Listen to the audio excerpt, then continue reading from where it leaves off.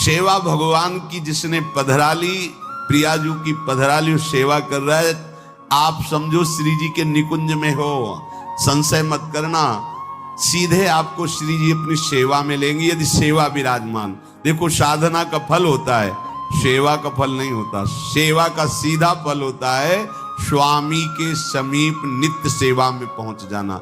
आज तक हमें कहीं ऐसा प्रमाण नहीं मिला कि श्री जी की सेवा करने वाले की गति में अंतर हुआ हो।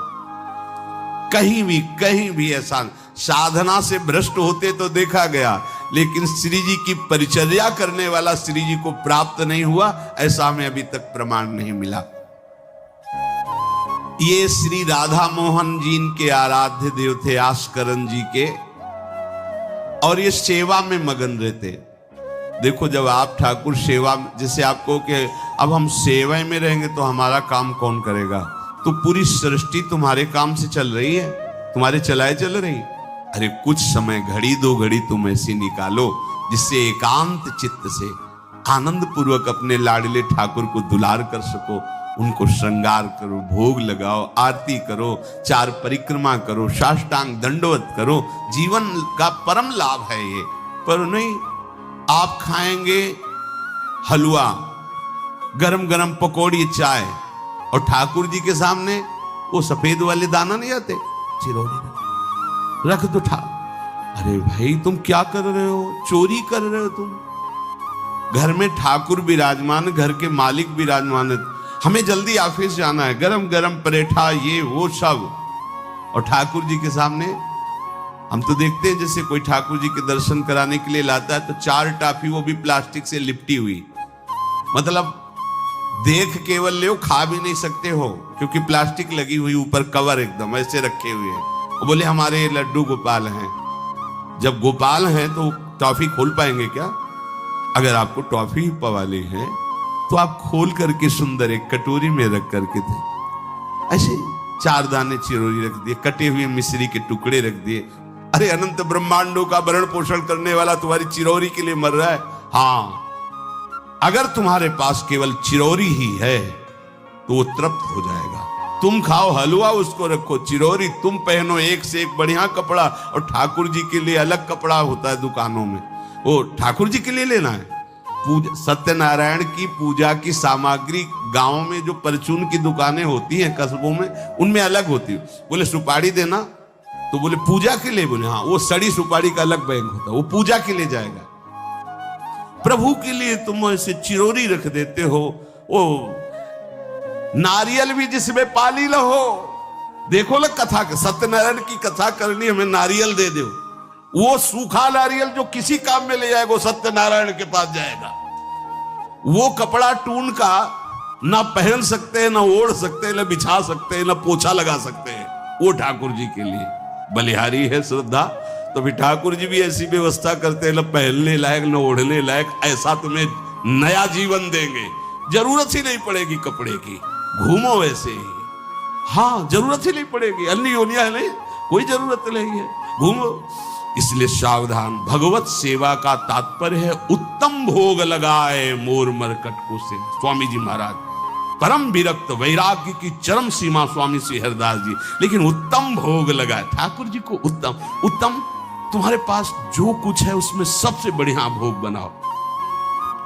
धन्ना जी के पास बाजरा की रोटी भी पूरी नहीं थी कि भरपेट पाले, तो एक रोटी रोज ठाकुर को रखते थे। आधी ठाकुर जी पाते थे, आधी आप पाते थे। सुदामा जी के पास कौन सा माखन मिश्री था? वो तंदुल जो पछोरने से बाहर निकलते हैं, किसी काम में नहीं, वो लेके गए थे। ठाकुर जी पाते हो कहते आज मैं तृप्त हो गया। सबरी जी के पास क्या था? क्या था? जंगली बेर, कहीं कड़ुआ कसेला ना हो, इसलिए चख के मेरे रघुनाथ जी को कहीं कसेला ना लगे। प्रभु वाह वाह करके पा रहे। विदुरानी जी ने कौन सा 56 भोग पवाया? केले के छिलके, भाव दशा में डूबी हुई। देखो हमारे ठाकुर को कुछ नहीं चाहिए, भाव से समझिए। ये बिहारी जी को 4 घंटे बैठने के लिए 10-10 लाख रुपए का फूल बंगला निकला। काम थोड़ी चलाया जाता है। अरे हमारे लाडले सरकार है, अगर 4 घंटे बैठ गए 10 लाख खर्चा हो गया तो क्या? अनंत ब्रह्मांडों का सृजन करने वाला ठाकुर हमारे पास नहीं है।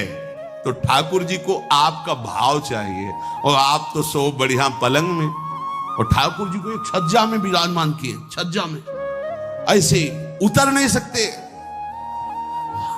मतलब कूदे तो वैसे ऊंचे, अगरबत्ती दिखा दी, आप तो नहीं, अपने लाड़िले ऐसे प्यार करो, ऐसी जगह सिंहासन रखो कि उतर कर अगर आपके वन विहार करना चाहे तो उतर लेना, ऐसा विराजमान करो आराम से। ओ एकदम वो से दीवार में ऐसी जगह, या तो बाहर वाले कमरे में, अपने कमरे में तो ठाकुर जी रहेंगे ही नहीं। अरे भाई, अगर घर में ठाकुर जी तो उठते बैठते निकलते, उनके दर्शन हो रहे, चोरी क्या? तुम तो हमारे घर के माई बाप हो, सब देखो, चोरी क्या आपसे? आपको जो अच्छा न लगे सुधार देना, ऐसे रहना चाहिए। बिल्कुल भगवत प्राप्ति निश्चित है, ये सेवा पद्धति है, बड़े भाव से आप इसको स्वीकार कीजिए। हमारे लाडले बड़े कृपालु हैं। अरे जहर पिला रही है छाती में लगा के तो परम पद दे रहे हो, तुम दूध पिलाओगे तो तुम्हें परम पद नहीं मिलेगा।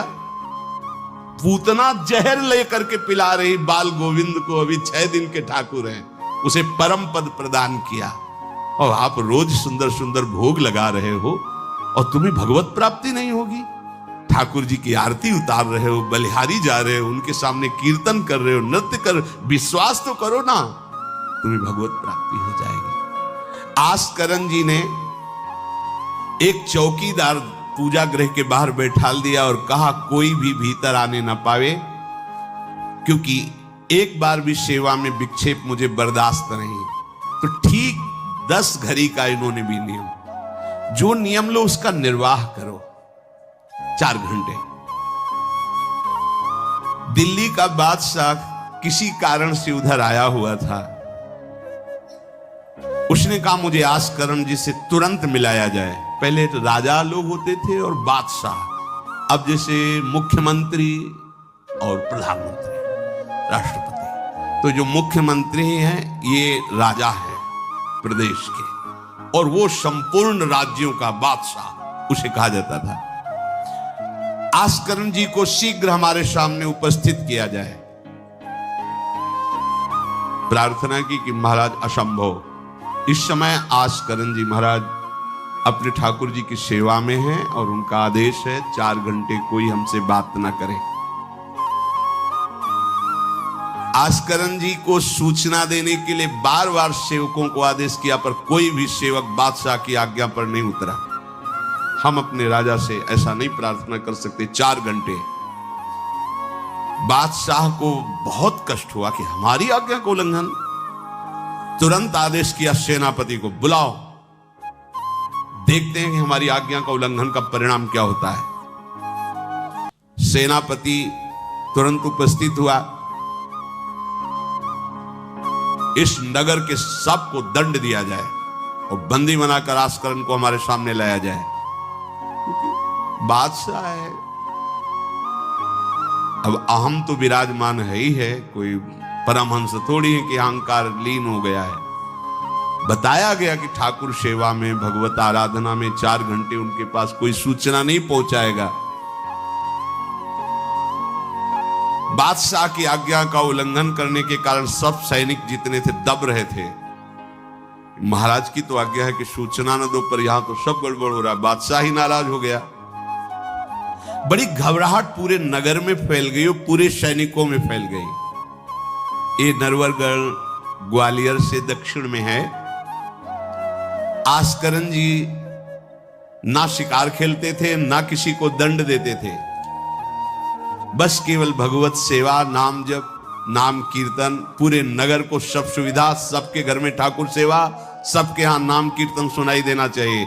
जिसको जो जरूरत हो राज दरबार से ले जाए। किसी को लग सकता है अगर ऐसे बढ़ता रहेगा तो राज खजाना खत्म हो जाएगा। नहीं, अज्ञान से तुम सोचते हो।